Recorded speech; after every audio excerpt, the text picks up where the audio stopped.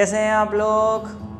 मैं हूं वैभव अग्रवाल और welcome to your channel physics bro. बच्चे, ये चैप्टर चल रहा है आपका क्लास 10th का इलेक्ट्रिसिटी चैप्टर, जिसमें हम लोग स्टार्ट करेंगे लेक्चर नंबर 2। लेक्चर नंबर 1 में, प्रीवियस लेक्चर में मैंने आपको कुछ इंट्रोडक्शन दिया था इलेक्ट्रिसिटी चैप्टर का, जिसमें मैंने इलेक्ट्रिक पोटेंशियल क्या होता है, पोटेंशियल डिफरेंस क्या होता है, करंट क्या होता है, उनके फॉर्मूले, उनके यूनिट्स, इन सब चीज़ों के बारे में आपको बेसिक बातें बताई थी। उसके आगे के कंसेप्ट्स हम आगे पढ़ रहे हैं। शॉर्ट में आपको मैं बताऊं तो इस लेक्चर में हम लोग पढ़ने वाले हैं कि करंट कैसे फ्लो होता है, ओम्स लॉ क्या होता है, resistance, resistivity and experimental demonstration of Ohm's law. चलिए बच्चे, हम लोग स्टार्ट करते हैं। और हाँ, एक बात ध्यान रखिएगा, अगर आपको ये लेक्चर अच्छा लगता है तो don't forget to press the like button. अभी चाहें तो अभी उसको प्रेस करके इस वीडियो को लाइक कर दीजिए।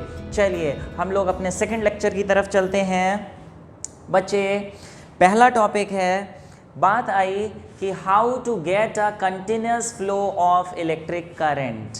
बच्चे, लास्ट लेक्चर में हमने आपको बताया कि करंट क्या चीज़ होती है। Current is the flow of electrons. कहीं भी किसी वायर में अगर इलेक्ट्रॉन्स फ्लो हो रहे हैं, चार्ज पार्टिकल्स फ्लो हो रहे हैं, that means current is flowing. तो करंट कैसे फ्लो होता है वो तो आप, करंट कब बनता है वो तो आप समझ गए, लेकिन किसी वायर में अगर हमें कंटिन्यूअस सप्लाई करंट की चाहिए कि वायर में करंट फ्लो होता रहे, कंडक्टर में करंट फ्लो होता रहे, तो उसके लिए क्या करना होगा? How to get a continuous supply of electric current. ठीक है, तो बात ये आई बेटा, ऑब्वियसली कि जैसे ये वायर है, ये पूरा वायर है जिसमें ये बल्ब लगा हुआ है। अगर हम इसमें चाहते हैं कि इसमें करंट फ्लो हो, करंट की डायरेक्शन होती है positive terminal to negative terminal.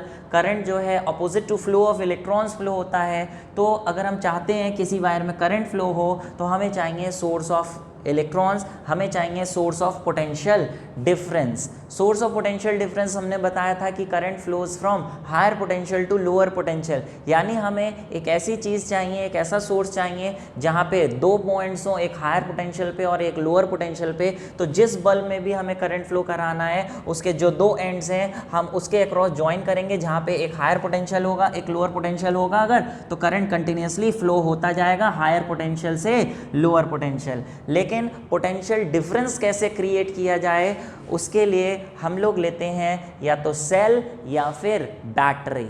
Cell और बैटरी में कुछ खास डिफरेंस नहीं होता है। अकेला सेल लेते हैं तो इसे सिंपली सेल बोलते हैं, लेकिन दो या दो से ज़्यादा सेल्स अगर एक दूसरे से ज्वाइन करके लगा देते हैं तो उसे हम बैटरी कह देते हैं। फिलहाल आप देखिए, सेल होता है, बैटरी होती है, उसके दो टर्मिनल्स होते हैं, एक पॉजिटिव एक negative. Positive potential higher potential पे होता है और नेगेटिव वाला लोअर पोटेंशियल पे। तो देखिए, ये जो बल्ब है, इस बल्ब को अगर हम इन सेल के अक्रॉस, दो टर्मिनल्स के अक्रॉस ज्वाइन कर देंगे तो करंट फ्लो होने लगेगा कहाँ से? हायर पोटेंशियल से। ये रेड कलर से दिखाया है, हायर पोटेंशियल से लोअर पोटेंशियल फ्लो होगा, और इसी को हम कहते हैं कन्वेंशनल करंट। क्यों फ्लो होगा? क्योंकि इसके उल्टे डायरेक्शन में इलेक्ट्रॉन्स फ्लो होंगे। इलेक्ट्रॉन्स कहाँ से निकलेंगे? नेगेटिव टर्मिनल से। ब्लू कलर से शो हो रहा है, नेगेटिव टर्मिनल से इलेक्ट्रॉन ऐसे निकलेंगे और पॉजिटिव टर्मिनल में जाएंगे तो इसके अपोजिट डायरेक्शन में करंट फ्लो होगा।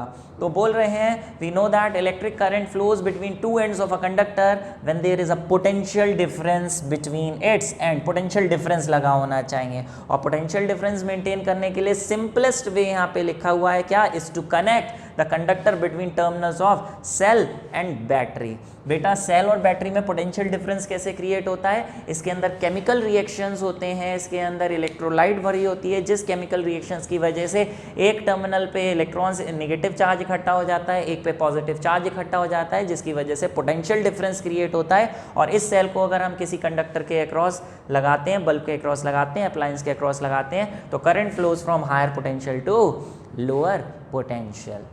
ठीक है, समझ पा रहे हैं? ठीक है, अब बात ये आई कि how the current flows in a wire. किसी भी वायर को अगर हम सेल से कनेक्ट कर दिए हैं तो सोर्स तो हमें मिल गया positive negative, higher lower potential तो मिल गया, पोटेंशियल डिफरेंस तो मिल गया, लेकिन अगर किसी भी वायर को अगर हम किसी सेल के अक्रॉस कनेक्ट करेंगे तो वायर के अंदर इलेक्ट्रॉन्स कैसे फ्लो करते हैं ये हम इस पार्ट में देखने वाले हैं।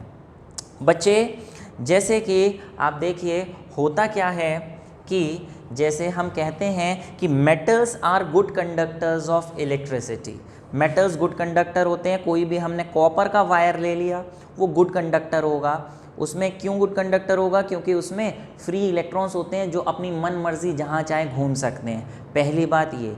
दूसरी बात ये कि current flows in a direction opposite to flow of electrons.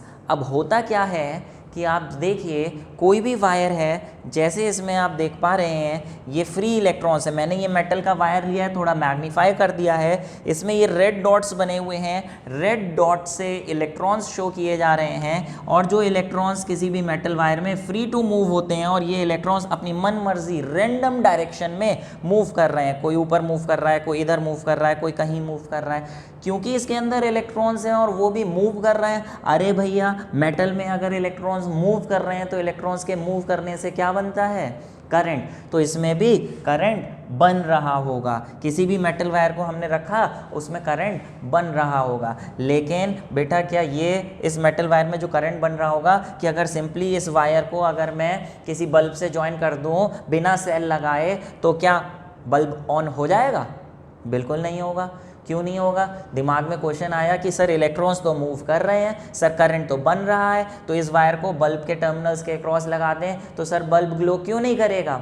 बच्चे क्यों नहीं ग्लो करेगा? आप देखिए ये जितने भी इलेक्ट्रॉन्स हैं, ज़्यादा मैक्सिमम इलेक्ट्रॉन्स जो हैं सब इधर उधर रैंडम डायरेक्शन में जो मूव कर रहे हैं, इन सारे ही इलेक्ट्रॉन्स की वजह से करंट बन रहा है। आप देखिए ये इधर जा रहा है तो इसकी वजह से अपोजिट डायरेक्शन में इधर करंट बन रहा होगा। वहीं पर एक इलेक्ट्रॉन इधर जा रहा है तो इसके अपोजिट डायरेक्शन में ऐसे करंट बन रहा होगा। क्योंकि ये सारे इलेक्ट्रॉन्स का मोशन रैंडम है जिसकी वजह से जो करंट्स बनेंगे वो भी अपोजिट डायरेक्शन में रैंडम करंट्स बनेंगे और इन दोनों की करंट्स की डायरेक्शन देखिए ऑपोजिट है, जिसकी वजह से ये करंट्स एक दूसरे को क्या कर देंगे? कैंसिल कर देंगे। जैसे एक देखिए ये एक इलेक्ट्रॉन है, ये ऊपर जा रहा है, एक ये इलेक्ट्रॉन है ये नीचे जा रहा है, तो इन दोनों के मूवमेंट की वजह से जो करंट बनेगा वो भी कैंसिल कर देगा, जिसकी वजह से रिजल्टेंट करंट कितना हो जाएगा? पूरे कंडक्टर में रैंडम मोशन होने की वजह से जो इंडिविजुअल करंट्स बनेंगे वो सब एक दूसरे को कैंसिल करके ओवरऑल करंट इसमें क्या हो जाएगा? ज़ीरो हो जाएगा। इसलिए इसमें कोई भी करंट फ्लो नहीं करेगा। लेकिन जब हम इस मेटल वायर को किसी बैटरी के अक्रॉस, सेल के अक्रॉस कनेक्ट करेंगे, जैसे कि देखिए ये मेटल का वायर था, मैंने सेल के अक्रॉस कनेक्ट कर दिया। अभी आपको फोटो दिखाई थी, सेल होता है, सेल के दो टर्मिनल्स होते हैं, एक नेगेटिव और एक पॉजिटिव। यहाँ पे बटन निकला होता है पॉजिटिव। एक्चुअल में सेल दिखने में ऐसा होता है, लेकिन जब हम उसको सर्किट में बनाते हैं उसका जो सिंबल होता है वो ऐसे बनाते हैं, एक पॉजिटिव टर्मिनल को बड़ी लाइन से, नेगेटिव टर्मिनल को छोटी लाइन से, और ये कनेक्टिंग वायर्स इस तरीके से ऐसे बना दिए जाते हैं और यहाँ पे प्लस माइनस। तो आप देखिए मैंने सेल को ऐसे बनाया है, बड़ी लाइन पॉजिटिव और छोटी लाइन नेगेटिव टर्मिनल शो कर रही है, और ये कनेक्टिंग वायर्स हैं जिन कनेक्टिंग वायर्स के थ्रू इस मेटल के वायर को, कंडक्टर को कनेक्ट किया गया है। जो पहले इलेक्ट्रॉन्स रैंडम डायरेक्शन में इधर उधर अपनी मर्जी से मूव कर रहे थे, लेकिन अब जब उसके अक्रॉस सेल लगा दिया तो ये वाला जो दो एंड्स हैं वायर के ए और बी, बच्चे आप देखिए ए वाला जो एंड है ये वाला, ये क्योंकि पॉजिटिव टर्मिनल से कनेक्ट है तो ये वाला हायर पोटेंशियल पे हो जाएगा, पॉजिटिव पोटेंशियल पे हो जाएगा, जबकि ये वाला जो एंड है वायर का, ये क्योंकि नेगेटिव टर्मिनल से कनेक्टेड है बैटरी के, तो ये लोअर पोटेंशियल नेगेटिव पे हो जाएगा। अभी आप सोचिए इसके जो इलेक्ट्रॉन इधर उधर भाग रहे थे, लेकिन जब हमने बैटरी से कनेक्ट कर दिया तो ये जो इलेक्ट्रॉन्स हैं ये किस तरफ अट्रैक्ट होने लगेंगे? सारे इलेक्ट्रॉन्स किस तरफ? ऑब्वियसली पॉजिटिव से अट्रैक्ट होंगे, तो ये जितने भी इलेक्ट्रॉन्स हैं सारे के सारे पॉजिटिव की तरफ भागने लगेंगे, जिसकी वजह से सबका मोशन एक तरफ होगा, तो सबसे जो करंट है वो भी एक ही डायरेक्शन में बनेगा, इनके अपोजिट इस तरीके से करंट बनेगा। तो जो पहले कैंसिल हो रहा था अब कैंसिल ना होके ओवरऑल कोई ना कोई करंट की वैल्यू होगी जो इस वायर में फ्लो करेगी। ये देखिए यहाँ लिखा है करंट अपोजिट डायरेक्शन में फ्लो करेगा, direction of flow of electric current, जबकि इलेक्ट्रॉन्स इस डायरेक्शन में जाएंगे। बात समझ पा रहे हैं कैसे? तो बोल रहे हैं कि when the metal wire has not connected to a source of electricity like cell और battery, then electrons present in it will move in random directions between the atoms of the metal, जिसकी वजह से net current zero होता है, जबकि battery लगाने पर the electrons start moving towards the positive end and thus all electrons contribute to overall current. ठीक है, तो बिना बैटरी के किसी भी वायर में करंट फ्लो नहीं हो सकता। ओके, अब बात ये आई प्यारे थोड़ा सा कि जैसे ये तो आपने इस तरीके से देखा कि सेल कैसा होता है, मेटल वायर के अंदर इलेक्ट्रॉन्स कैसे होते हैं, लेकिन जब हम कॉपी पे कोई भी डायग्राम बनाते हैं, मतलब वहाँ बल्ब होगा, सर्किट डायग्राम में बल्ब होगा, सेल होगा, बैटरी होगी, पूरा सर्किट हम ज्वाइन करेंगे तो इलेक्ट्रिक सर्किट देखने में कुछ कैसा होगा, उसके लिए बेसिक सा इलेक्ट्रिक सर्किट मैंने आपको यहाँ पे बना के दिखाया है। देखिए, जैसे कि प्रैक्टिकली बात करें तो एक बल्ब होगा, बल्ब के दो टर्मिनल्स होंगे, उनसे वायर निकल रहे होंगे, उस बल्ब के दो टर्मिनल्स को आप बैटरी के दो टर्मिनल से कनेक्ट करोगे, लेकिन कनेक्ट करने से पहले एक स्विच भी लगाओगे ताकि जब आपको ऑन करना है तो ऑन कर सको, ऑफ करना है तो ऑफ कर सको। अगर स्विच नहीं लोगे तो क्या होगा, बैटरी से जितनी देर तक लगा रहेगा उतनी देर तक बल्ब ऑन रहेगा, एनर्जी वेस्ट होगी, तो स्विच भी लगाया जाता है जब भी इलेक्ट्रिक सर्किट बनाए जाते हैं। तो आप देखिए इसका बल्ब का एक टर्मिनल हमने इस तरीके से एक बैटरी के नेगेटिव टर्मिनल से लगाया और जो दूसरा टर्मिनल है वो बैटरी के पॉजिटिव टर्मिनल से लगाने की बजाय बीच में इस तरीके का स्विच लगा दिया। इस तरीके का स्विच लगा दिया जो एक तरीके की टैपिंग की होती है, जिसमें आप देखें एक इस तरीके से की बनी होती है जो आप इसे ऊपर और नीचे उठा सकते हो। ये अपने आप ऊपर उठी रहती है, जब आप इसे दबाते हैं तो ये नीचे से टच होने लगती है, वायर से टच हो जाती है, सेल के वायर से टच हो जाती है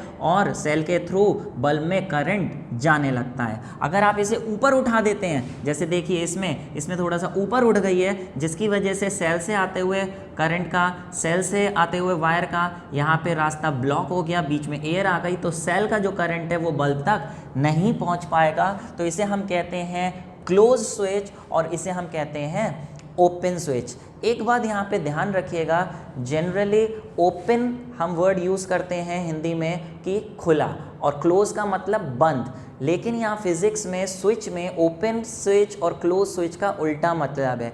क्लोज स्विच का मतलब आप यहाँ पे ये नहीं कहेंगे कि स्विच बंद है, नहीं, यहाँ पे क्लोज स्विच का मतलब है कि स्विच को हमने दबा रखा है, सर्किट पूरा बंद है, यानी हर तरीके से रास्ता खुला, रास्ता करंट का जाने के लिए पूरा क्लोज्ड है, जहाँ से करंट इस तरीके से पूरा रास्ते के थ्रू ऐसा जाएगा, तो इसे क्लोज स्विच बोलेंगे क्योंकि स्विच को हमने दबा के क्लोज कर दिया है और इसे खोल के ओपन। तो जब स्विच ओपन करेंगे तो no current flows, switch close करेंगे तो करंट फ्लोज।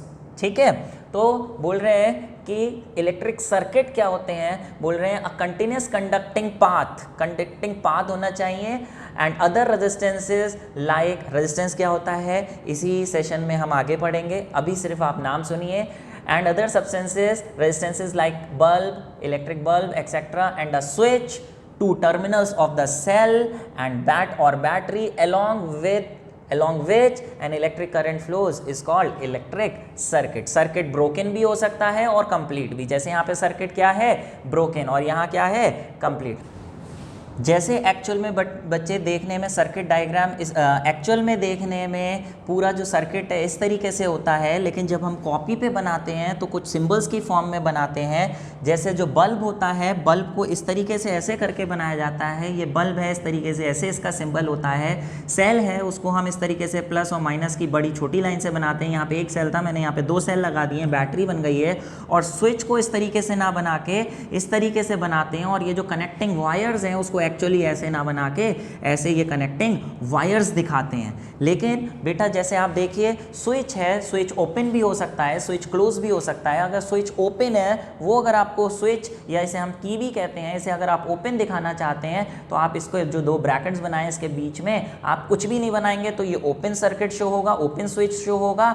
जबकि अगर आप बीच में यहाँ पे डॉट बना देंगे तो इसका मतलब सर्किट क्लोज्ड है, इसमें करंट फ्लो हो रहा है। तो इसमें तो करंट फ्लो होगा होगा, बल्ब ग्लो कर जाएगा, बल्ब ग्लो कर जाएगा, लेकिन इसका स्विच ओपन है, स्विच ऑफ है, इसमें कोई भी करंट फ्लो नहीं करेगा, कोई भी करंट फ्लो नहीं करेगा, तो इसका बल्ब भी ग्लो नहीं करेगा। देखिए यहाँ ग्लो कर रहा है, यहाँ ग्लो नहीं कर रहा है। तो ये देख लीजिए कि स्विच आप किस तरीके से स्विच या की को किस तरीके से बनाना है। स्विच और की दो तरीके की होती हैं बेटा। जैसे ये हमने यहाँ पे बनाया, ये आप देखिए जो यहाँ पे बनाया था ये स्विच था जो कि ये ओपन है, और इसे दबा देंगे तो करंट फ्लो होने लगेगा, तो ये क्लोज स्विच हो गया। इसकी जगह की भी बना सकते हैं, ऐसा सिंबल भी बना सकते हैं जिसमें ये ओपन होगा, बीच में डॉट बना देंगे तो वो क्लोज हो जाएगा। ठीक है, चलिए अभी बात ये आई कि इलेक्ट्रिक सर्किट्स जब हम बनाते हैं तो बेटा उसमें जैसे आपने देखा बैटरी और सेल के एमीटर के कुछ सिंबल्स हैं, कॉपी पे बनाते हैं तो उसके सिंबल्स बनाए गए हैं स्टैंडर्ड। ऐसे ही इस चैप्टर में कुछ और भी डिवाइसेस के सिंबल्स हैं जो मैंने यहाँ पे दिखा रखे हैं, जो आपको पता होने चाहिए, प्रैक्टिस होनी चाहिए। एक एक नंबर में एग्जाम में बोर्ड में किसी का सिंबल भी पूछा जा सकता है। तो यहाँ पे हम इलेक्ट्रिक सिंबल्स पढ़ने जा रहे हैं, जिसमें से कुछ मैं आपको ऑलरेडी बता चुका हूँ। बच्चे देखिए ये सेल का मैंने बता दिया, एक बड़ी लाइन एक छोटी लाइन, बड़ी लाइन प्लस छोटी लाइन नेगेटिव, और ये क्या बना रखे हैं, कनेक्टिंग वायर्स। ऐसी एक से ज़्यादा दो सेल लगा दीजिए, तीन सेल लगा दीजिए इस तरीके से, इधर वाला पॉजिटिव एक नेगेटिव, तो ये बन जाएगी बैटरी। ये थी बैटरी ऑफ 2 सेल्स, ये बन जाएगी बैटरी ऑफ 3 सेल्स। ये कनेक्टिंग वायर्स हैं। ये वायर जॉइंट है। वायर जॉइंट का मतलब कहीं जैसे तार जा रहा है इस तरीके से, इस तार में से बीच में कहीं आपको दूसरा तार ले जाना है, तो ये जॉइंट इस तरीके से दिखाते हैं, बीच में ऐसे डॉट बना के। ये है wire crossing without contact. Wire crossing without contact का मतलब ये है बच्चे कि जैसे मान लें इस तरीके से बल्ब लगा हुआ है, ऐसे बल्ब लगा हुआ है, अब आपको इसी दो टर्मिनल से एक बल्ब और लगाना है, तो आप क्या करोगे, यहाँ से एक तार लोगे, यहाँ से एक तार लोगे, इस तार को या तो ऊपर दिखा सकते हो कि यहाँ पे इस तरीके से आपने बल्ब लगा दिया, या अगर नीचे करके दिखाना है आपको तो नीचे करके ऐसे दिखा सकते हो, एक तार यहाँ से एक तार यहाँ से, और यहाँ आपने बल्ब लगा दिया। लेकिन ऐसा करने पे ऐसा लग रहा है कि ये दोनों तार यहाँ पे जुड़ गए, यहाँ पे जॉइंट है। क्योंकि यहाँ पे जॉइंट हमें नहीं करना है, ये वायर अलग से जा रहा था और इसके ऊपर से अलग से गया है बिना टच करते हुए, तो आप यहाँ पे ऐसा बना देते हो, यहाँ पे इस तरीके से उठा हुआ एक ब्रिज टाइप बना देते हो, दिखाने के लिए कि ऊपर से आता हुआ वायर नीचे वाले वायर से टच नहीं हो रहा है, अलग से जा रहा है। तो यही विदाउट कॉन्टैक्ट दिखाना है, तो ऐसे मोड़ के आप दिखा देंगे, चाहे इधर चाहे इधर। ठीक है। फिक्स रेजिस्टेंस क्या होता है ये हम आगे इसी सेशन में पढ़ने वाले हैं। इसका सिंबल, रजिस्टर का सिंबल ये होता है। रजिस्टर सिंपली अभी बता दूं क्या चीज़ होती है, कोई भी ऐसा डिवाइस, सब्सटेंस जो करंट के रास्ते में रुकावट देता है उसे हम रेजिस्टेंस या रजिस्टर कहते हैं, जिसका सिंबल इस तरीके से ऐसे बना देते हैं। ऐसे ही ये है वेरिएबल रजिस्टर, इसकी बात हम आगे करेंगे। इसका सिंबल ये भी होता है और ये भी होता है। रजिस्टर के ऊपर एक ऐसे एरो बना दीजिए या ऐसे एरो बना दीजिए, इसे हम रियोस्टेट भी कहते हैं। रियोस्टेट का सिंपली काम है, शॉर्ट में बता रहा हूँ, आगे डिटेल है। रेजिस्टेंस फिक्स्ड होता है, रियोस्टेट एक ऐसा डिवाइस है जिसका रेजिस्टेंस हम चेंज कर सकते हैं, इसलिए यहाँ पे वर्ड यूज हुआ है वेरिएबल रजिस्टर। अभी रेजिस्टेंस क्या है, वेरिएबल रेजिस्टेंस क्या है, इसकी डिटेलिंग आगे होगी। फिलहाल एमीटर, वोल्टमीटर आप पढ़ चुके हैं। Ammeter is a device use to measure current, एक टर्मिनल प्लस एक नेगेटिव, यहाँ ए लिखेंगे, वोल्टमीटर में वी लिखेंगे। Use to measure potential difference, potential difference across the two ends of a conductor measure करना है तो वोल्टमीटर। एक तीसरी नई चीज़ आ गई है गैल्वेनोमीटर।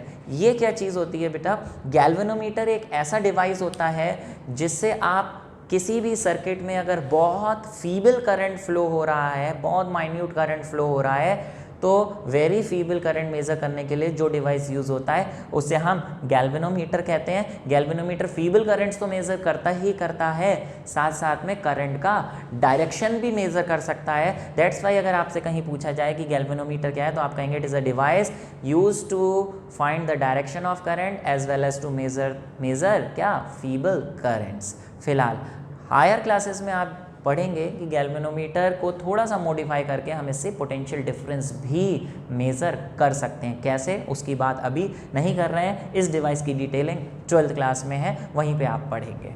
फिलहाल ये मैंने आपको बता दिया, ओपन स्विच ऐसे बना सकते हैं, ऐसे बना सकते हैं, क्लोज स्विच के ऊपर से आपने दबा दिया तो सर्किट में करंट फ्लो होने लगेगा, इसमें रास्ता टूटा हुआ है, सर्किट ब्रोकन है तो करंट फ्लो नहीं होगा। तो ओपन स्विच है ये, ओपन प्लग की, ओपन स्विच ओपन प्लग की, क्लोज स्विच क्लोज्ड प्लग की। इलेक्ट्रिक बल्ब ऐसे भी बना सकते हैं और ऐसे भी बना सकते हैं, मतलब इस तरीके से ऐसे करके, या फिर क्या करेंगे इस तरीके से गोला लेंगे और इसमें ऐसे लाइन करके ऐसे करके ऐसे भी बल्ब बना सकते हैं।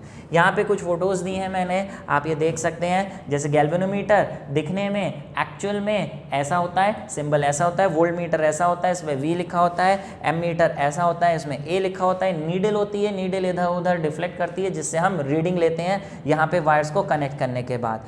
रजिस्टर्स एक्चुअल में दिखने में ऐसे होते हैं, इसकी बात बाद में होने वाली है। और हम बात करें कि प्लग की और स्विच की, ये देखिए एक्चुअली में स्विच देखने में ऐसा होता है जिसमें दो तार जब हम यहाँ लगाते हैं बैटरी से या बल्ब से, तो अगर हम इसे दबा देते हैं तो करंट यहाँ से इस टर्मिनल तक पहुँच के आगे फ्लो करता है, और अगर इसे छोड़ देते हैं तो ये अपने आप ऊपर उठ जाती है, सर्किट ऑफ हो जाता है, सर्किट ओपन हो जाता है और करंट बंद हो जाता है। ऐसे ही ये एक प्लग की होती है जिसमें ये वाला जो सिस्टम आप देख रहे हैं ये एक तरीके की होती है, इसको हम बाहर निकाल सकते हैं। दो तार जो बैटरी से आ रहे हैं वो यहाँ पे लगाते हैं, और ये जैसे एक तार बैटरी से आ रहा है आगे बल्ब में जा रहा है, तो बैटरी से जो तार आ रहा है वो यहाँ और बल्ब में जो जा रहा है वो यहाँ। अब अगर बीच में प्लग की इंसर्ट कर देंगे तो बैटरी से आता हुआ करंट वायर के थ्रू बल्ब तक पहुँचेगा, और अगर इसे बाहर निकाल लेंगे तो बीच में रास्ता खाली हो जाएगा, एयर गैप आ जाएगा और इससे कोई भी करंट आगे फ्लो नहीं हो पाएगा। तो एक्चुअल में दिखने में ये ऐसी होती है। सेल आपने देख ही रखा है कि किस तरीके का होता है। तो ये सिंबल्स हैं, ध्यान कर लीजिए, आगे सर्किट डायग्राम में बार बार बनाने के लिए यहाँ पे आपको याद रखना पड़ेगा।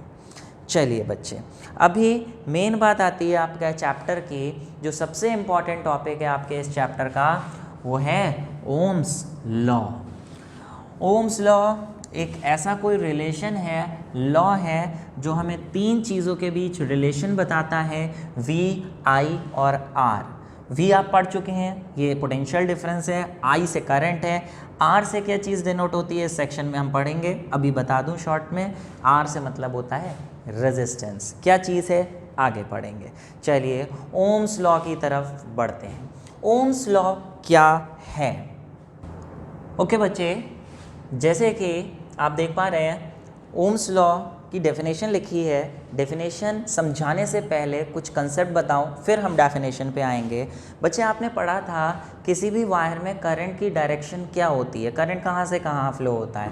आपने पढ़ा था current flows from positive terminal to negative terminal. क्यों पॉजिटिव से नेगेटिव फ्लो होता है?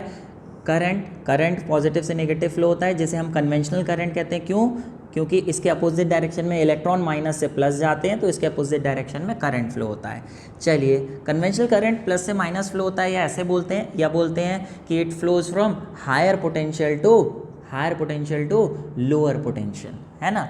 अभी जैसे हीट होती है बेटा, जैसे दो बॉडीज़ हैं, एक बॉडी है आपकी 50 डिग्री सेल्सियस पे और एक बॉडी है आपकी 10 डिग्री सेल्सियस पे, तो बताइए हीट कहाँ से कहाँ फ्लो होगी अगर इसको वायर के थ्रू जोड़ दें। Obviously at higher temperature to body at lower temperature, है ना। हीट यहाँ से यहाँ फ्लो होगी, जैसे करंट फ्लो हो रहा है, higher potential to lower potential, higher temperature to lower temperature. अच्छा बताइए, अगर एक बॉडी का टेम्परेचर यहाँ पे 80 डिग्री सेल्सियस है और दूसरे का 10 डिग्री सेल्सियस है, C और D का, तो हीट कहाँ से कहाँ फ्लो होगी?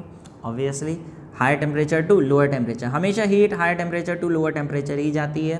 लेकिन क्या मुझे बता सकते हैं कि यहाँ हीट ज़्यादा फ्लो करेगी फर्स्ट केस में या फिर सेकंड केस में ज़्यादा हीट फ्लो करेगी? किस केस में हीट ज़्यादा फ्लो करेगी? ऑब्वियसली शायद आप बता पा रहे हैं कि यहाँ पे सर 50 से 10 जा रही है, जबकि यहाँ 80 से 10 जा रही है, तो यहाँ जो डिफरेंस है 40 डिग्री सेल्सियस का, जबकि यहाँ जो डिफरेंस है वो 70 डिग्री सेल्सियस का है, तो यहाँ पे ज़्यादा हीट जा पाएगी। जैसे डिफरेंस जितना ज़्यादा होगा टेम्परेचर में उतना ज़्यादा हीट यहाँ से यहाँ जा पाएगी। उसी तरीके से बेटा करंट की बात करें, ये एक हायर पोटेंशियल है, एक लोअर पोटेंशियल है। मान लें एक पॉइंट है 10 वोल्ट्स पे और एक पॉइंट है आपका 2 वोल्ट पे, तो ऑब्वियसली करंट कहाँ से कहाँ फ्लो करेगा, higher potential to lower potential current flow करेगा। ऐसे ही दूसरा केस ले लें सी और डी, एक पॉइंट है आपका 20 वोल्ट्स पे और दूसरा पॉइंट है आपका 2 वोल्ट पे, तो बताइए करंट कहाँ से कहाँ फ्लो करेगा, higher potential to lower potential. बिल्कुल सही। लेकिन क्या आप मुझे बता सकते हैं कि फर्स्ट केस में ज़्यादा करंट फ्लो करेगा या सेकंड केस में?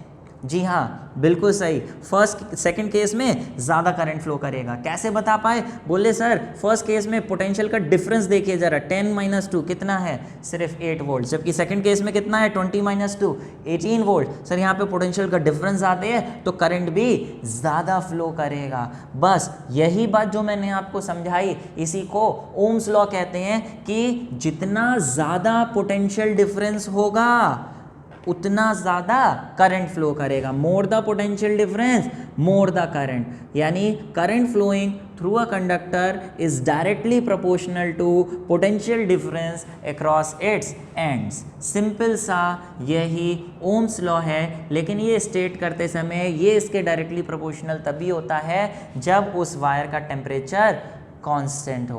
तो इसलिए स्टेटमेंट में पहले आप लिखेंगे it states that at constant temperature the current flowing through a conductor is directly proportional to potential difference across its ends. ये इस तरीके से आ गया। बेटा यहाँ पे एक बात आप समझ लीजिए, कुछ बुक्स में यहाँ पे I directly proportional to V लिखने की बजाय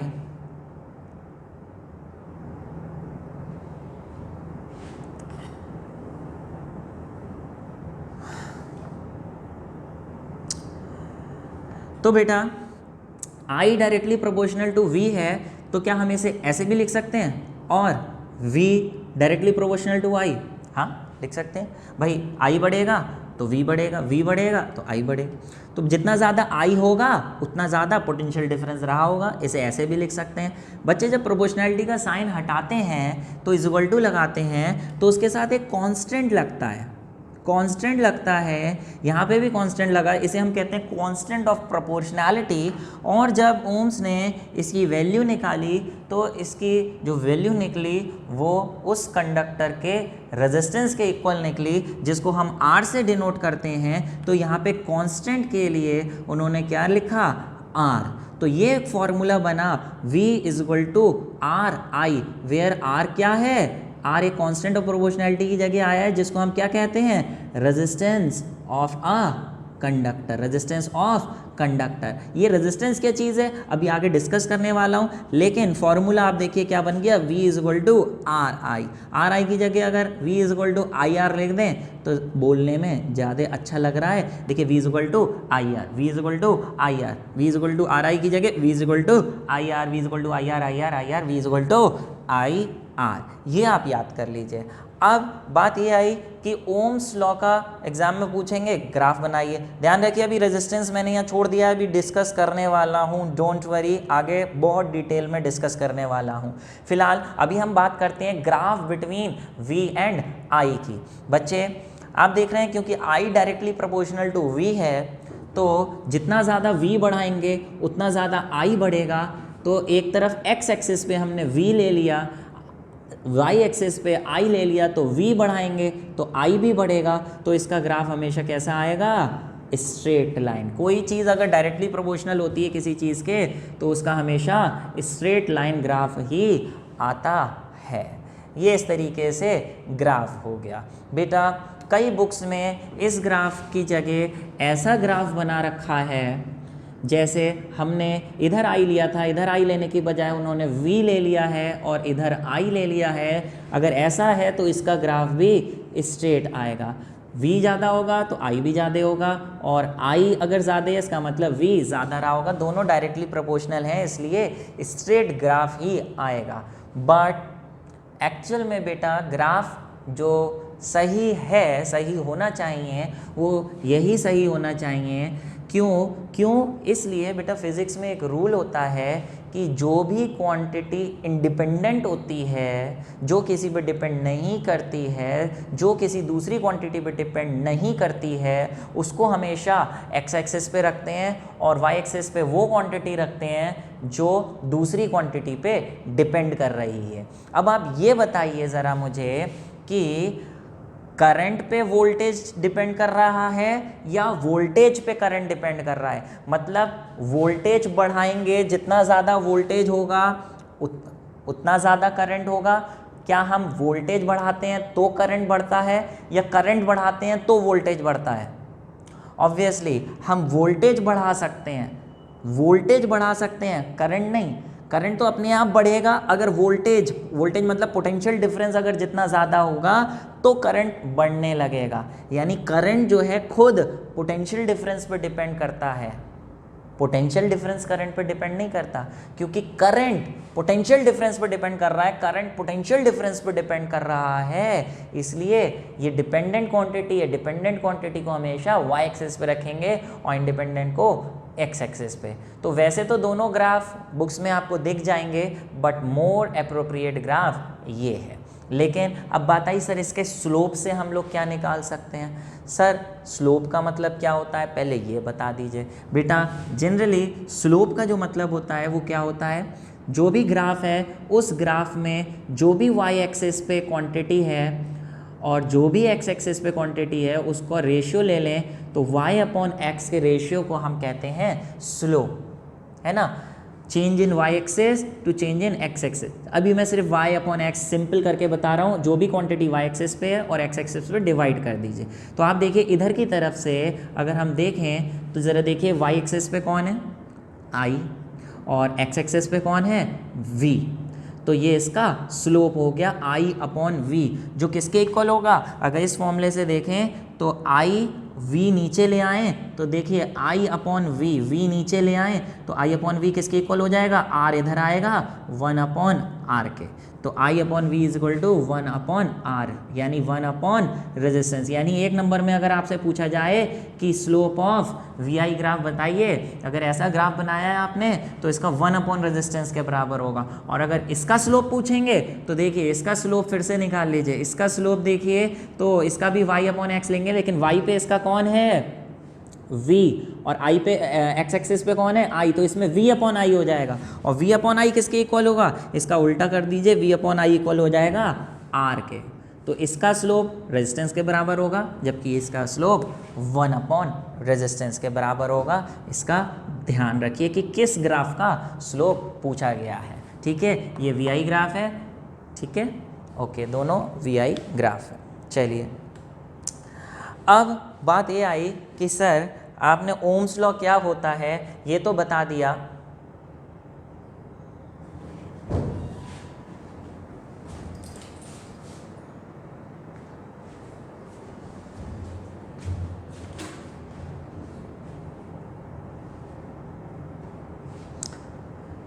अब बात आई कि सर ओम्स लॉ क्या होता है ये तो आपने बता दिया कि वोल्टेज बढ़ाएंगे, पोटेंशियल डिफरेंस बढ़ाएंगे तो करंट बढ़ेगा। लेकिन सर इसको प्रूफ करिए, एक्सपेरिमेंटली प्रूफ करिए कि कैसे। तो बेटा इसको हम एक्सपेरिमेंटल सेटअप आपको दिखाने जा रहे हैं कि किस तरीके से प्रूफ किया जाए कि I directly proportional to V होता है। अभी मैं आपको स्लाइड्स के थ्रू और वीडियो के थ्रू, एनिमेशन के थ्रू इसका सेटअप समझा रहा हूँ, जबकि एक दूसरे वीडियो में जो मैं जल्दी आपको बना के लिंक भेजूँगा उसमें आपको एक्चुअल एक्सपेरिमेंट करके आपको दिखाएंगे कि देखिए I directly proportional to V कैसे होता है। सारे एपरेटसेस एक्चुअली में आपके सामने रीडिंग लेते हुए दिखाए जाएंगे। फिलहाल चलिए अभी बात आई एक्सपेरिमेंटल सेटअप। तो एक्सपेरिमेंटल सेटअप में बेटा हमने ये दिखाना है कि I directly proportional to V at constant temperature. तो हमें वोल्टेज बढ़ाते जाना है, पोटेंशियल डिफरेंस बढ़ाते जाना है किसी एक डिवाइस का, रजिस्टर का, और वोल्टेज बढ़ाएंगे जितना तो हमें ये शो करना है कि उतना ही करंट भी बढ़ता जा रहा है। तो बेटा अगर वोल्टेज बढ़ा रहे हैं तो वोल्टेज कितना है उसको मेज़र भी करना पड़ेगा, और वोल्टेज मेज़र करने के लिए क्या यूज़ होगा? Volt meter. और करंट मेज़र करने के लिए क्या यूज़ होगा, एमीटर। तो वोल्टमीटर और एमीटर लिए जाएंगे, एक की ली जाएगी, एक बैटरी ली जाएगी और साथ में रियोस्टेट लिया जाएगा। किस लिए वो अभी हम बताते हैं। फिलहाल आप देखिए ये सर्किट डायग्राम है। आपको पता है कि वोल्टमीटर जब भी लगाया जाता है किसी एक रजिस्टर के अक्रॉस लगाया जाता है, वो भी पैरेलल में। तो यहाँ रजिस्टर लिया है, जिस रजिस्टर के अक्रॉस करंट भेजा जा रहा है, ये रजिस्टर कोई बल्ब हो सकता है या कोई भी इलेक्ट्रिकल डिवाइस हो सकता है, जिसका थ्रू अगर हम करंट भेजेंगे तो उसमें कितना करंट है और कितना पोटेंशियल डिफरेंस है, वो मेज़र करके हमें प्रूफ करना है कि जितना पोटेंशियल बढ़ाएंगे, डिफरेंस बढ़ाएंगे, उतना ही करंट बढ़ेगा। तो वो जो भी डिवाइस है उसे हम रजिस्टर बोलते हैं, जैसे हम इस सिंबल से ऐसे डिनोट कर रहे हैं। तो वोल्टमीटर जो लगाया जाएगा वो इसके पैरेलल में लगाया जाएगा, देखिए पैरेलल में लगा दिया। और एमीटर जो लगाया जाएगा वो इसके सीरीज़ में, सीरीज़ का मतलब ये रेजिस्टेंस आया, उसके बाद सीरीज़ में ये लगा दिया जाएगा। अच्छा, अभी बात ये आई कि आप देखिए जो वोल्टमीटर है, इसके इधर बैटरी का पॉजिटिव टर्मिनल है, तो इधर भी वोल्टमीटर का पॉजिटिव टर्मिनल लेंगे, और इधर नेगेटिव है बैटरी का, तो इधर नेगेटिव लेंगे। ऐसे ही एमीटर के साथ, एमीटर के दो टर्मिनल्स होते हैं, पॉजिटिव और नेगेटिव। किधर पॉजिटिव लेंगे, किधर नेगेटिव लेंगे? जिधर बैटरी का नेगेटिव टर्मिनल है उधर नेगेटिव लेंगे एमीटर का, और जिधर पॉजिटिव है उधर पॉजिटिव लेंगे। ठीक है, की लगा रखी है ऑन ऑफ करने के लिए। रियोस्टेट का काम है क्या, वो आप समझिए कि बच्चे हमने कहा कि हम वोल्टेज बढ़ाएंगे, वोल्टेज बढ़ाने से करंट पे क्या फ़र्क पड़ रहा है वो देखना है। तो वोल्टेज बढ़ाएंगे कैसे? वोल्टेज बढ़ाने के दो तरीके हैं। या तो आप बैटरी बढ़ाते जाएं, जैसे पहले एक सेल ले लीजिए, फिर 2 सेल ले लीजिए, फिर 3 सेल ले लीजिए, तो वोल्टेज बढ़ता जाएगा। या फिर वोल्टेज चेंज करने का एक तरीका ये भी होता है रियोस्टेट। रियोस्टेट में ऐसा वेरिएबल रेजिस्टेंस होता है जिसके रेजिस्टेंस को चेंज करके हम सर्किट का वोल्टेज चेंज कर पाते हैं। लेकिन कैसे वर्क करता है उसकी अभी हम बात नहीं करेंगे। अभी हम सिंपल तरीके से करेंगे कि वोल्टेज बढ़ाएंगे, पहले कम फिर ज़्यादा। कैसे? पहले 1 सेल लेके, फिर 2 सेल लेके, फिर 3 सेल लेके। चलिए देखते हैं कि इसका सेटअप कैसे किया गया है एक्चुअली में। तो ओम्स लॉ को एनिमेशन के थ्रू मैं आपको यहाँ पे समझाने वाला हूँ कि किस तरीके से रीडिंग ली जाती हैं। तो आप देखिए यहाँ पे इस तरीके से एक वोल्ट मीटर लिया गया है, एक एम मीटर लिया गया है, एक सेल लिया गया है। इन तीनों को कनेक्शन किया गया है एक नाइक्रोम के वायर के अक्रॉस, जिसका हमें पोटेंशियल और करंट निकालना है। वायर को, वोल्ट मीटर को वायर के पैरेलल कनेक्ट किया गया है, एम मीटर को इसके सीरीज़ में कनेक्ट किया गया है। पहले एक सेल लिया है, एक सेल लेके हम स्विच को ऑन करेंगे जब, तो स्विच को ऑन करने पर यहाँ पे इसकी और इसकी रीडिंग देखेंगे कि एमीटर की रीडिंग क्या है और वोल्टमीटर की रीडिंग क्या है। पहले एक सेल के साथ हमने रीडिंग ले ली एमीटर की और वोल्टमीटर की, उसको हम किसी एक टेबल में लिख लेंगे। ऐसे ही फिर अब की बार हमने 2 सेल्स लिए, 2 सेल्स के साथ जब स्विच ऑन किया तो एमीटर की रीडिंग देखी कि कितनी आई और वोल्टमीटर की रीडिंग देखी कितनी आई। उस टेबल में फिर से एमीटर और वोल्टमीटर की रीडिंग नोट करी। अब की बार वोल्टेज बढ़ाने के लिए 3 सेल्स ले लिए। 3 सेल्स लेने के बाद फिर जब स्विच ऑन किया तो यहाँ पे एमीटर की रीडिंग नोट करी कितनी हो गई और फिर वोल्टमीटर की रीडिंग नोट करी। इस टेबल में हमने देखा कि नंबर ऑफ सेल, एक सेल था तो करंट की और वोल्टमीटर की क्या रीडिंग थी, 2 सेल्स के साथ करंट वोल्टमीटर की क्या रीडिंग थी, ये सब हमने यहाँ पे नोट करके V/I की वैल्यू निकाली। V/I खुद किसके इक्वल होता है? V/I R के इक्वल होता है। और आप देखिए सब केसेस में R की वैल्यू लगभग सेम आ रही है, क्योंकि आपको मालूम है R एक तरीके का कांस्टेंट है जिसकी वैल्यू कांस्टेंट रहती है। जैसे हम लिखते हैं V = RI, इसमें R हमेशा कांस्टेंट होता है। फिर V और I के बीच ग्राफ बनाएंगे, जैसे आप बनाते हैं ग्राफ मैथ्स में, तो आप देखेंगे कि ग्राफ बनाने पर भी एक स्ट्रेट लाइन आ रही है V और I के बीच, जिससे प्रूफ होता है कि ओम्स लॉ, जिसमें ये बताया गया है कि I directly proportional to V, ये बिल्कुल सही है। तो ग्राफ बना के आपने प्रूफ कर दिया कि I directly proportional to V। चलिए अगले टॉपिक की ओर चलते हैं। जैसे बच्चे इतनी देर से मैं बार बार रेजिस्टेंस की बात कर रहा हूँ, तो फिलहाल अल्टीमेटली अब मैं आपको समझाने वाला हूँ कि रेजिस्टेंस होता क्या है। प्यारे बच्चे, जैसे कि आपने देखा हमने लिखा था V directly proportional to I से पहले I directly proportional to V, इसको फिर हमने और करके लिखा V directly proportional to I, फिर V is equal to constant into I लिखा, और इस कॉन्स्टेंट को ही हम आर से डिनोट करते हैं जिसे हम बोलते हैं रेजिस्टेंस। ये रेजिस्टेंस होता क्या है बच्चे? रेजिस्टेंस क्या चीज़ होती है? जैसे किसी भी वायर में जब इलेक्ट्रॉन्स फ्लो होते हैं तो इलेक्ट्रॉन्स के रास्ते में रुकावटें आती हैं। करंट के रास्ते में रुकावटें आती हैं, इलेक्ट्रॉन के रास्ते में रुकावटें आती हैं। होता क्या है, मेटल के अंदर फ्री इलेक्ट्रॉन्स तो होते ही होते हैं, लेकिन पॉजिटिव आयंस भी प्रेजेंट होते हैं। बोले सर पॉजिटिव आयंस कहाँ से आए? भाई मेटल है, मेटल के अंदर एटम्स रहे होंगे मेटल के, तो उन एटम्स ने जब इलेक्ट्रॉन लूज करे तो इलेक्ट्रॉन तो फ्री हो गए, लेकिन जिसमें से लूज हुए वो तो खुद पॉजिटिवली चार्ज बन जाएंगे, उन्हीं को हम आयंस बोल रहे हैं। और वो जो आयंस होते हैं वो चूंकि भारी होते हैं तो वो कहीं पे भी मूव नहीं कर सकते, वो अपनी ही जगह बैठे रहेंगे और इलेक्ट्रॉन्स फ्री हो जाएंगे मूव करने के लिए। तो जब हम उस वायर को किसी बैटरी के अक्रॉस कनेक्ट करेंगे तो वो जो इलेक्ट्रॉन्स हैं वो जब मूव करेंगे तो रास्ते में रखे हुए पॉजिटिव आयन से टकरे होंगे, यानी उन इलेक्ट्रॉन्स के रास्ते में रुकावटें आएंगी। उसी obstruction in the flow of electrons या in the flow of current, उसको हम रेजिस्टेंस कहते हैं, जिसको मैं आपको समझा रहा हूँ एक एनिमेशन के थ्रू। ज़रा कोशिश करिए, देखिए, बताइए कि कैसा समझ में आया।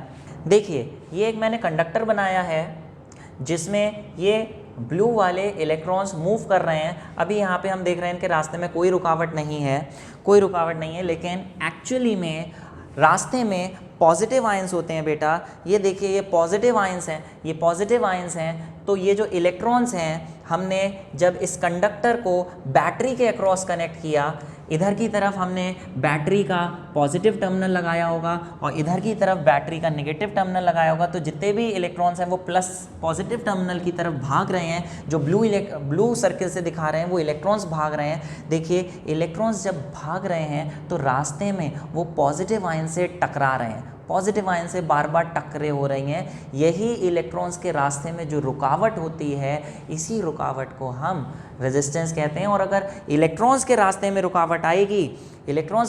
रुकावट आएगी तो फिर करंट के रास्ते में भी रुकावट आएगी ही आएगी।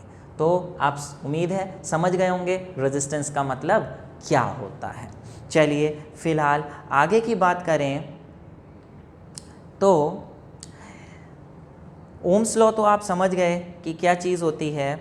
अब बात ये आई रेजिस्टेंस का, एक छोटी से पिक्चर के थ्रू रोल दिखाना चाह रहा हूँ कि तीन चीज़ें जो होती हैं V, I और R, इन तीनों में किस तरीके का संबंध होता है, रिलेशन होता है। यहाँ पे देखिए मैंने 3 बच्चे बनाए हैं, क्या आप इन तीनों का नाम बता सकते हैं? ये जो भी काम कर रहे हैं, क्या इनकी गतिविधियाँ देखकर आप पता लगा सकते हैं कि इसका नाम क्या है, इसका नाम क्या है, इसका नाम क्या है? जी हाँ, शायद आप बता सकते हैं। देखिए इस पे मैंने V लिखा है, V वोल्ट किसकी यूनिट होती है? रेजिस्टेंस की। सॉरी, V किसकी यूनिट होती है? पोटेंशियल डिफरेंस की। तो ये पोटेंशियल डिफरेंस है जो इस लड़के को धक्का मार रहा है।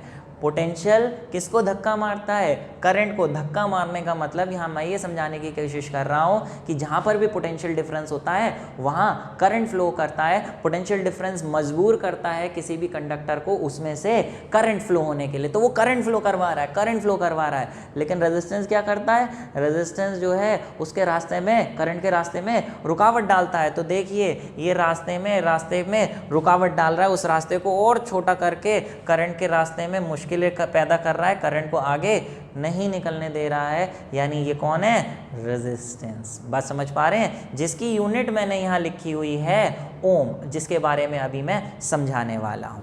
फिलहाल चलिए तो यूनिट की बात कर लें। ऐसा यूनिट की रेजिस्टेंस की क्या होती है बेटा? V = IR आपने पढ़ा, तो R का फॉर्मूला बन गया V/I।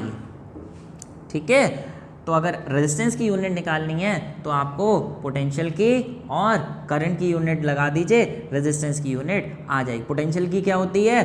वोल्ट, और करंट की क्या होती है? एम्पियर। तो बेटा रेजिस्टेंस की क्या यूनिट हो गई? वोल्ट पर एम्पियर, जिसे मिला के वोल्ट पर एम्पियर को पता है क्या लिखते हैं? इसको लिखते हैं हम ओम, जिसका सिंबल होता है इस तरीके से, ये इसका सिंबल होता है। अब आप देखिए किसी भी कंडक्टर के अक्रॉस अगर 1 वोल्ट पोटेंशियल डिफरेंस लगाया जाए, जैसे ये कंडक्टर है, इसको हमने बैटरी से कनेक्ट किया, मान लें ये कंडक्टर के अक्रॉस जो हमने पोटेंशियल लगाया 1 वोल्ट का पोटेंशियल लगाया, और उसमें अगर 1 एम्पियर इस तरीके से करंट फ्लो कराया, तो ज़रा ये बताइए कि रेजिस्टेंस कितना आएगा? 1/1। ऑब्वियसली कितना आएगा? 1 ओम। 1 ओम। तो 1 ओम क्या चीज़ हो गई? 1 volt upon 1 ampere. 1 ohm is equal to 1 volt पर एम्पियर। तो एक क्वेश्चन यहाँ पे ये आ सकता है कि भैया डिफाइन 1 ओम। सर 1 ओम क्या चीज़ है?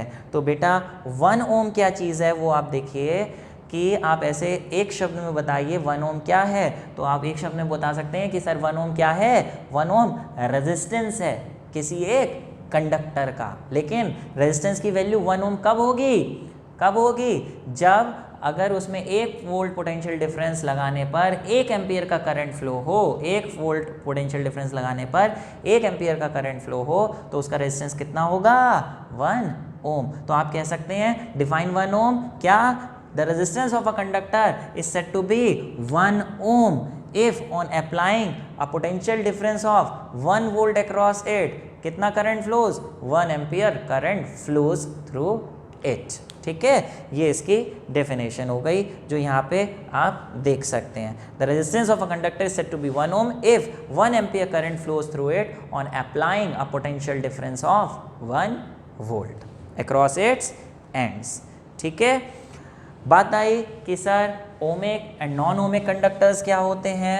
बच्चे नाम से ही पता चल रहा है, ऐसे conductors which obey Ohm's law are called ohmic conductors and which does not obey Ohm's law are called non ohmic conductors. Ohmic conductors की बात करें, क्योंकि वो ओम्स लॉ फॉलो कर रहे हैं, तो उनका जो ग्राफ है वो कैसा होगा? इस तरीके से। कैसा? स्ट्रेट लाइन, क्योंकि ओम्स लॉ में बताया गया है कि पोटेंशियल और करंट एक दूसरे के डायरेक्टली प्रोपोर्शनल होते हैं। लेकिन जो नॉन ओमिक कंडक्टर्स होते हैं उनका ग्राफ स्ट्रेट लाइन ना होके कर्व्ड ग्राफ होगा, जिसको हम इस तरीके से शो कर सकते हैं। Ohmic conductors and non ohmic conductors. ठीक है, बात आई सर सुपर कंडक्टर्स क्या होते हैं। सुपर कंडक्टर्स क्या होते हैं बच्चे, इसकी बात हम अगले टॉपिक के बाद करेंगे, जिसमें मैं आपको ये बता दूंगा कि रेजिस्टेंस कौन कौन से फैक्टर्स पर डिपेंड करता है। उसके बाद इसकी डिटेलिंग मैं आपको बताऊंगा। अभी के लिए सुपर कंडक्टर्स बाद में होगा। तो बेटा ये आपका आज का सेशन है। इसके आगे के कुछ टॉपिक्स हैं वो मैं अगले सेशन में, अगले लेक्चर में बताऊंगा। उम्मीद है जितना मैंने पढ़ाया है आपको समझ में आया होगा। अच्छा लग रहा है तो बताइए मुझे, इसमें क्या अमेंडमेंट्स चाहते हैं, क्या चीज़ अच्छी नहीं है वो बताइए by writing your suggestions in the comment box. And अगर आपको अच्छा लगा है तो please press the thumb button to like the video. And thank you very much for your votes and all the best.